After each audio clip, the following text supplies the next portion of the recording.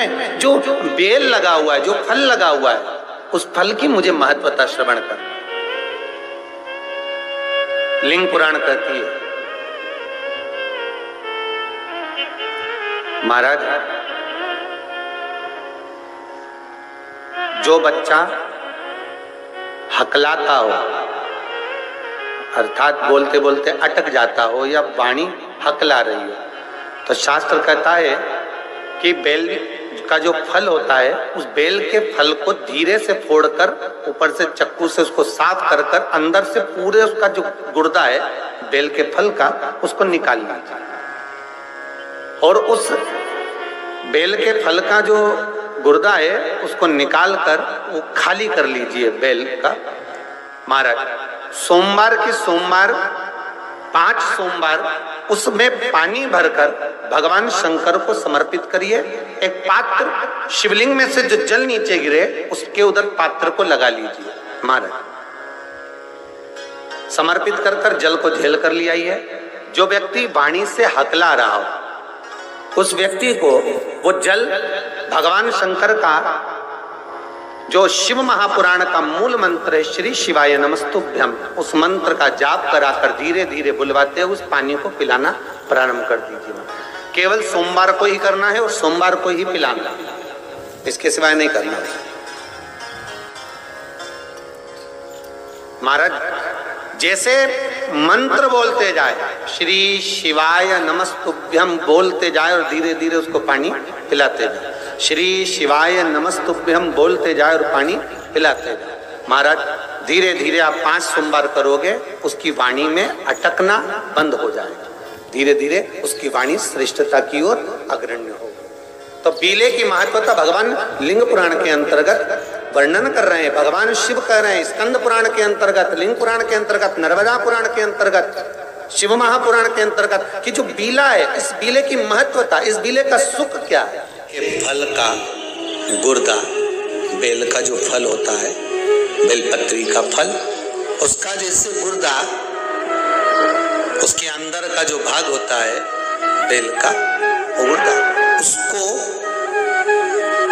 अग्नि में जलाकर उसकी भस्म तैयार कर कर छान कर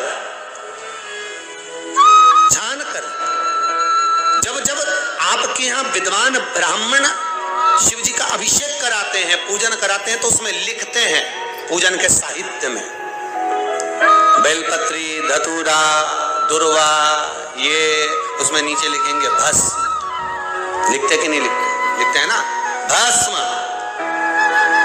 अभिषेक में चाहिए रहती। तब उस भस्म का थोड़ा सा भी भाग आप अगर शिव को समर्पित कर रहे हो तो ये जान लें कि शंकर मनवांछित फल प्रदान कर रहे हैं, शिव फल प्रदान। महाराज घर में अगर लक्ष्मी नहीं आ रही, किसी कारणवश कोई कार्य ऐसा हो गया हो कि आप बहुत मेहनत कर रहे हो, सफलता नहीं मिल रही हो, लक्ष्मी प्रवेश नहीं कर रही हो, तो महाराज बेल का जो फल होता है, उस फल के अंदर का जो गुर्दा होता है, बेल के फल का अंदर का जो भाग होता है गुर्दा, उसको लेकर घर पर आओ और सुखा लो। सुखाने के बाद उसको जलाओ, जलाकर उसकी भस्म तैयार करो। उस भस्म को अच्छा बढ़िया पीस लो, पीस कर कपड़े से छान लो।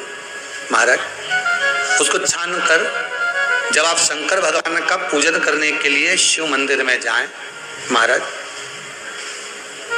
किसी भी 5 प्रदोष या 5 सोमवार या सोमवार की अष्टमी पड़ जाए उस दिन थोड़ी सी भस्म लेकर जब जाएं घर से, उसमें से थोड़ी सी भस्म बेलपत्री के पेड़ के नीचे श्री कुंदकेश्वर महादेव का नाम लेकर चढ़ा दें। क्या नाम लेना है? कुंदकेश्वर। उसी में से थोड़ी सी भस्म जो बेलपत्री के वृक्ष के नीचे आपने चढ़ाई या बेलपत्री के वृक्ष की जड़ में चढ़ाई, उसको लेकर आओ और वही वृक्ष माता पार्वती का नाम लेकर भगवान शंकर के ऊपर चढ़ा दो और अपनी मनोकामना कर कर 1 लोटा पानी शिव पर समर्पित कर दो। चुटकी भर, बस ज्यादा नहीं, मात्र चुटकी भर। 5 प्रदोष भी पूरे नहीं होंगे, और बाबा चाहेगा कि आपका जो लक्ष्मी रुकी हुई है या व्यापार नहीं चल रहा या कार्य नहीं हो रहा, तो बाबा उसको एक प्रदोष, दो प्रदोष करोगे, तीसरे प्रदोष में तो बाबा धक्का लगा ही देगा। कैसे ही लगाएगा, वो अति प्रिय। बेलपत्री किसका प्रतीक है? माता पार्वती। जमा जगत जननी जगदम्बा, आप लोगों ने अभी नवरात्रे गए हैं तो नवरात्रे में दर्शन किया होगा। माता का जहां यज्ञ होता है, सप्तसती से यज्ञ हो, चाहे मां अम्बे जगदम्बा का जो यज्ञ होता है, उसमें बेले के फल की भी आहुति लगती है।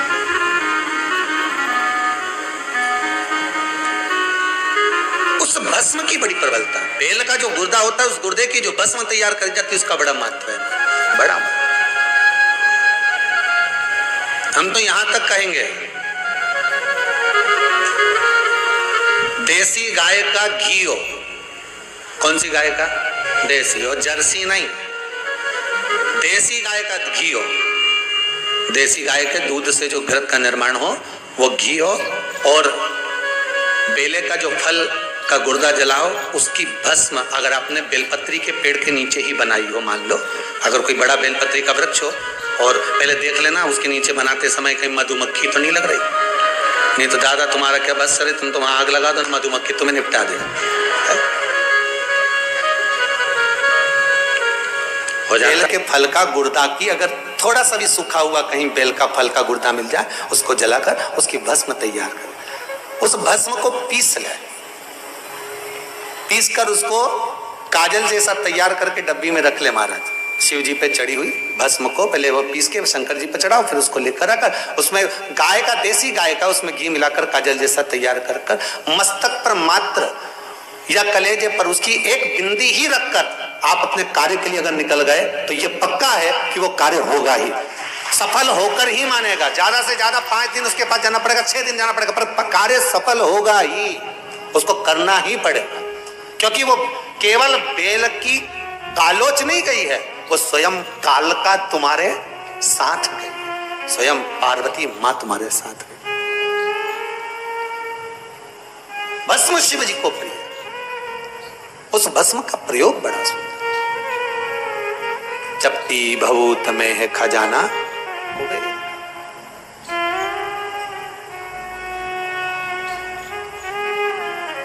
शंकर भगवान का अनुमोदन स्मरण शिव महापुराण की कथा कहती। श्री शिवाय नमस्तुभ्यम। हर हर महादेव। गुरुजी द्वारा बताए गए उपाय को विश्वास के साथ जरूर करें और कमेंट में श्री शिवाय नमस्तुभ्यम जरूर लिखें। Thanks for watching.